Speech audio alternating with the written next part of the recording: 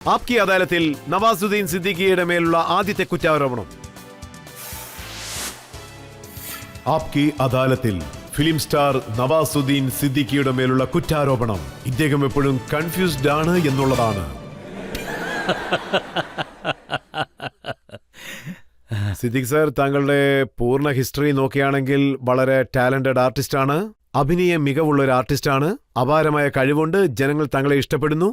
പക്ഷേ താങ്കളുടെ ജീവിതപാത നോക്കുകയാണെങ്കിൽ താങ്കൾക്കൊന്നും തന്നെ അറിയില്ല. താങ്കൾ ഗോലി കളിക്കും, അതുപോലെ കാറ്റാടി പറത്തും. അല്ല, ഞാൻ ഗ്രാമത്തിലുണ്ടായിരുന്നപ്പോൾ അവിടെ 1-2 ഗെയിംസേ കളിച്ചിരുന്നുള്ളൂ. അതാണ് ഞങ്ങൾ കളിക്കുക, വളരെ നന്നായിരിക്കും. പിന്നെയാണ് മനസ്സിലായത് അതിനിടയ്ക്ക് ചില ചെറിയ ജോലികളും ചെയ്താൽ നന്നായിരിക്കുമെന്ന്. പിന്നീടാണ് ഞാൻ റിയലൈസ് ചെയ്തത് ജോലി എന്താണ്? ട്രക്കിന്റെ പുറകിനോടി കരിമ്പ് മോഷ്ടിക്കുന്നതാണ്. അതെ, ഞങ്ങളുടെ ഗ്രാമത്തിൽ ഈ കരിമ്പ് ട്രക്കൊക്കെ പോകുമ്പോൾ ഞങ്ങൾ പുറകെ പോയി കരിമ്പൊക്കെ വലിച്ചെടുക്കുമായിരുന്നു. പിന്നെ കൂടെയുള്ള സുഹൃത്ത് അത് ഓരോന്ന് കളക്ട് ചെയ്ത് ഞങ്ങൾ പങ്കുവയ്ക്കും. പിന്നെ ഒരു പെണ്ണിന് മെസ്സേജ് കൊടുക്കാൻ വേണ്ടി കാറ്റാടി പറത്തും.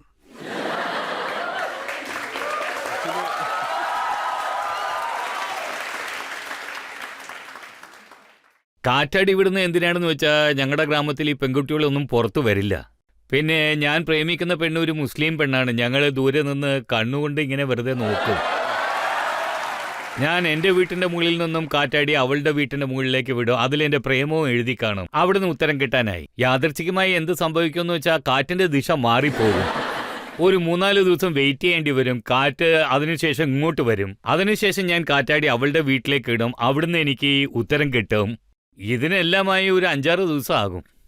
എന്നെങ്കിലും താങ്കളുടെ അമ്മ പറഞ്ഞിട്ടുണ്ടോ എന്റെ മകൻ ഹാൻസം ആണ്, എന്തെങ്കിലും ഹീറോ ആവുമെന്ന്? ഞാൻ ആദ്യമായി ഈ കാര്യം വീട്ടിൽ പറഞ്ഞപ്പോൾ, ഞാൻ ആക്ടറാകാൻ പോകുന്നു എന്ന കാര്യം പറഞ്ഞപ്പോൾ അടുത്ത ബന്ധുക്കളൊക്കെ എന്തു പറഞ്ഞെന്ന് വെച്ചാൽ, നീ ആദ്യം നിന്റെ മുഖം കണ്ണാടിയിൽ നോക്കുന്നു. സോ ഇങ്ങനെ ഞാൻ ഒരുപാട് അനുഭവിച്ചിട്ടുണ്ട്. പക്ഷെ ഞാൻ തീരുമാനിച്ചു ആക്ടർ തന്നെ ആകണമെന്ന്.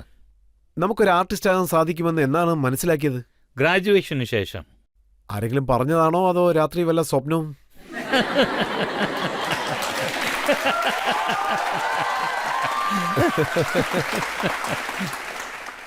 ആക്ച്വലി എനിക്കൊരാള് തിയേറ്റർ കാണിച്ചു തന്നു.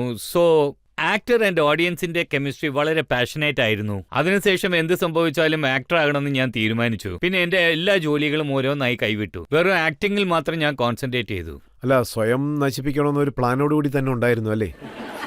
കാരണം ആക്ടിംഗ് ക്ലാസ് ചെയ്യുന്ന സമയത്ത് താങ്കൾ വാച്ച്മാൻ്റെ ജോലിയും കൂടി ചെയ്തിരുന്നു. വാച്ച്മാനായിട്ട് മാറി.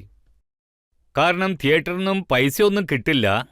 സോ സൈഡ് ബൈ സൈഡ് സർവൈവലിന് എന്തെങ്കിലും ചെയ്യണമെന്ന് ഞാൻ വിചാരിച്ചു. അതുകൊണ്ട് രാവിലെ 9 മണി മുതൽ വൈകുന്നേരം 5 മണി വരെ ഈ ജോലി ചെയ്യും. പിന്നെ റിഹേഴ്സൽ മണ്ടി ഹൗസിൽ വെച്ചാണ് ഞങ്ങളുടെ എല്ലാ റിഹേഴ്സൽസും നടക്കുക. അപ്പം ഞാൻ ജോലിക്ക് പോയി കാശും ഉണ്ടാക്കി റിഹേഴ്സൽസും അറ്റൻഡ് ചെയ്തു. താങ്കൾ വിജയിച്ചതിന് ശേഷം തിരിച്ച് ഗ്രാമത്തിലേക്ക് പോയ സമയത്ത് അവിടെ ഉള്ളവർ എന്തെങ്കിലും താങ്കളോട് പറഞ്ഞിരുന്നു, ആഹാ ഇവൻ നല്ല ജോലിയാണ് ചെയ്തതെന്ന്? തുടക്കത്തിൽ ഞാൻ ചെറിയ ചെറിയ റോൾസ് ചെയ്യുമ്പോൾ, ഞാൻ വീട്ടിലേക്ക് പോകുമ്പോൾ, ഗ്രാമത്തിലേക്ക് പോകുമ്പോൾ എനിക്ക് നാണക്കേട് തോന്നും. എൻ്റെ ഗ്രാമത്തിലുള്ളവർ എന്ത് പറയുന്നു വെച്ചാൽ, നീ എല്ലാ പടത്തിലും അടി വാങ്ങിച്ചുകൊണ്ടിരിക്കുകയാണെന്ന് പറയും. എടാ, അടി മേടിച്ചിട്ട് ഗ്രാമത്തിലേക്ക് വരുന്നല്ലോ, നാണമില്ല നിനക്കെന്ന് ചോദിക്കും. സോ അപ്പം ഞാനൊന്ന് തീരുമാനിച്ചു, നല്ല റോള് കിട്ടുന്നവരെ നാട്ടിലേക്ക് തിരിച്ചു പോകരുതെന്ന്. അതിൽ ഞാൻ എല്ലാവരും അടിക്കുമായിരുന്നു. ഗാങ്സ് ഓഫ് വാസിപ്പൂർ എന്ന പടം കിട്ടി. അതിനുശേഷം ഗ്രാമത്തിലുള്ളവരെല്ലാവരും പറഞ്ഞു, ഇതാ നോക്ക് സിംഹത്തിന്റെ കുട്ടിയാ വന്നിരിക്കുന്നതെന്ന്.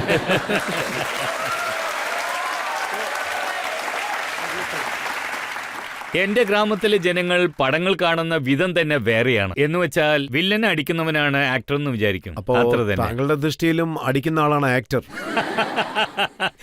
എന്റെ ദൃഷ്ടി അങ്ങനെയല്ല. കാരണം ആക്ച്വലായിട്ട് എന്താ സംഭവിച്ചോന്ന് വെച്ചാൽ, എനിക്കൊരു ആഗ്രഹം ഉണ്ടായിരുന്നു, എനിക്ക് വ്യത്യസ്തമായ റോൾ ചെയ്യണമെന്ന്. സോ റോൾസിന് വേണ്ടി ഒരു ഫിക്സഡ് ഇമേജ് ക്രിയേറ്റ് ചെയ്യരുതെന്ന് ഞാൻ വിചാരിച്ചു.